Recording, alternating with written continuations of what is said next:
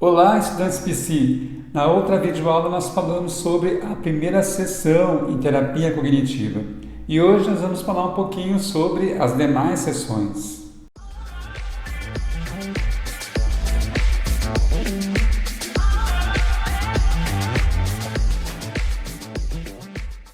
Basicamente, elas seguem o mesmo formato em relação à organização e à estrutura das sessões. Então, inicialmente nós fazemos um rapport, uma breve atualização sobre o caso e como foi a semana da pessoa. Fazemos a verificação e a checagem do humor. Em casos específicos, também verificamos a medicação, o uso de álcool ou drogas. É claro, depende do caso. Nós procuramos estabelecer uma ponte com a sessão anterior, trazendo elementos da sessão anterior, coisas que foram ditas na sessão anterior que podem ser retomadas na atual sessão. É muito comum, muitas vezes, alguns temas não ficarem claros ao terapeuta.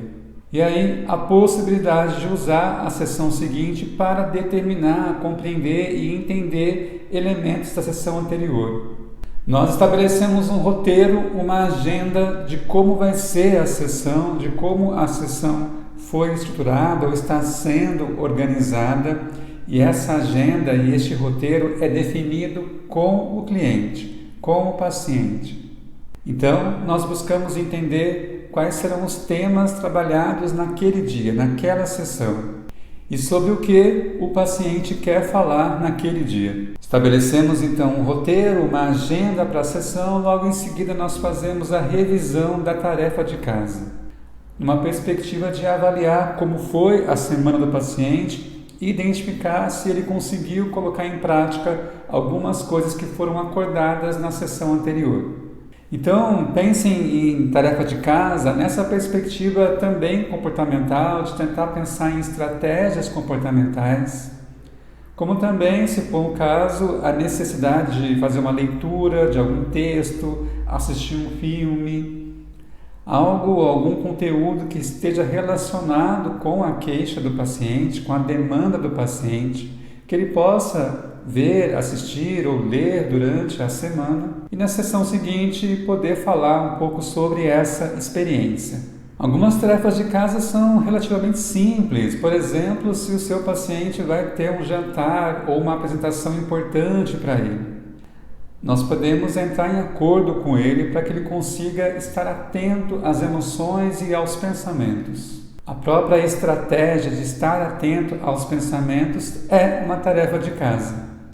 Então, se por exemplo ele tem um evento importante na semana, a gente pode sugerir que ele faça essa avaliação, essa autoavaliação.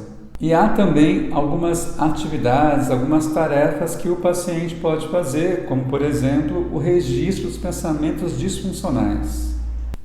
De maneira simples, esse formulário tem essa estrutura: a descrição de uma situação, a identificação do pensamento automático, a emoção ou as emoções que foram sentidas naquele momento e o comportamento do sujeito, o comportamento do paciente. Então, quando a pessoa perceber que o humor dela está piorando, quando alguma coisa está acontecendo, ela pode se perguntar: o que está passando pela minha cabeça agora? E tentar fazer o registro desse pensamento, identificando então a situação, que evento real, fluxo de pensamentos, desvaneios ou recordação levou à emoção desagradável, levou à mudança de humor. Que pensamento automático ou pensamentos automáticos a pessoa teve? Que pensamento ou imagem passou pela sua cabeça? Quanto você acreditou em cada um desses pensamentos naquele momento? Emoção, que emoção você sentiu? Tristeza, ansiedade, raiva, nojo? Como você se sentiu naquele determinado momento? E quão intenso foi essa emoção? Em seguida, descrever o comportamento, como o sujeito se comportou e quais foram as ações dele na situação descrita. Então, este formulário, esse registro dos pensamentos automáticos pode ser também uma tarefa de casa que na TCC nós usamos com os pacientes. Mas há também alguns aplicativos que permitem essa identificação e essa descrição, como por exemplo o aplicativo Cogni. Após a revisão da tarefa de casa, nós vamos então iniciar a discussão por meio daquele roteiro que foi estabelecido e fazer as conversas e fazer o diálogo que for necessário para aquela sessão. Caso seja necessário, é importante o terapeuta estar atento e resumir periodicamente aquilo que foi dito e apresentado pelo paciente. Se for necessário, pode definir novas atividades e tarefas de casa para aquela semana. Em seguida, pede-se um resumo da sessão e um feedback do paciente sobre a sessão. Inclusive, agora eu te convido a avaliar os seus pensamentos automáticos sobre a estrutura da sessão ou sobre estruturar uma sessão. Por acaso você tem pensamentos do tipo: eu não consigo estruturar a sessão? O meu paciente não gostará dessa estrutura. O paciente certamente não fará a tarefa de casa e vai ter muita dificuldade em identificar o próprio pensamento. Bom, então se você pensou coisas desse tipo, é importante que você também faça uma avaliação dos seus pensamentos e procure evidências que comprovem aquilo que você está pensando. É muito importante para o terapeuta ter uma compreensão, um entendimento sobre o funcionamento do paciente e os problemas atuais, assim como os eventos que precipitaram esses problemas, a história de vida do paciente. E, igualmente, é importante que ele tenha um conhecimento sobre os possíveis diagnósticos ou sobre os transtornos psicológicos. Então, eu vou falar aqui um pouquinho sobre os padrões de tratamento, considerando os principais transtornos psiquiátricos. Por exemplo, o transtorno de pânico. Qual seria o objetivo principal? Então, no transtorno de pânico, a terapia enfatiza a avaliação e a testagem da interpretação errônea que um paciente faz sobre um sintoma ou um conjunto de sintomas, avaliando e percebendo como uma catástrofe. Em transtorno de ansiedade generalizada, a terapia enfatiza ensinar o paciente a avaliar de uma forma mais real a ameaça de perigo, assim como fortalecer a sua capacidade em lidar com situações estressantes e ansiogênicas. Aliás, tem um filme no Amazon que eu assisti essa semana que se chama Depois da Louca Sou Eu, que fala sobre a vida e a carreira da jornalista Tati Bernardi e a dificuldade dela em lidar com os sintomas de ansiedade.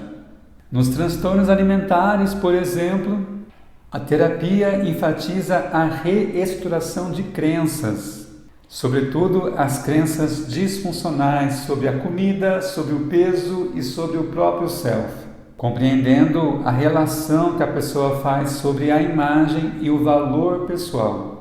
Bom, então finalizando esse vídeo, é importante que a gente entenda alguns tópicos. Primeiro, qual o diagnóstico do paciente, qual a queixa e a demanda que ele tem, a possibilidade de fazer uma conceituação das dificuldades do paciente, identificar também as metas do paciente para a terapia, por exemplo, quais são as preocupações mais importantes do paciente neste momento, identificar também as metas do psicólogo para o processo terapêutico. Já pensou nisso? Qual a meta que você tem naquele caso específico? A avaliação sobre o estágio da terapia, em que momento nós estamos e considerando aí o tempo. As características individuais de aprendizagem do paciente, como ele aprende, de que forma ele aprende melhor, como ele compreende uma informação. A motivação do paciente para melhorar, para aprender e para modificar comportamentos. É importante entender a meta dele e por que ele quer modificar aquele comportamento. Quais são os motivos, o que pode estar contribuindo ou dificultando o andamento do processo terapêutico. E é sempre importante compreender a natureza e a força da aliança terapêutica. A necessidade de entender o vínculo terapêutico, de que forma ele está estabelecido. Bom, então nessa aula nós falamos sobre a estrutura das sessões em terapia cognitiva e de alguns objetivos terapêuticos, considerando alguns transtornos específicos. Eu espero que você tenha gostado desse vídeo e a gente se vê.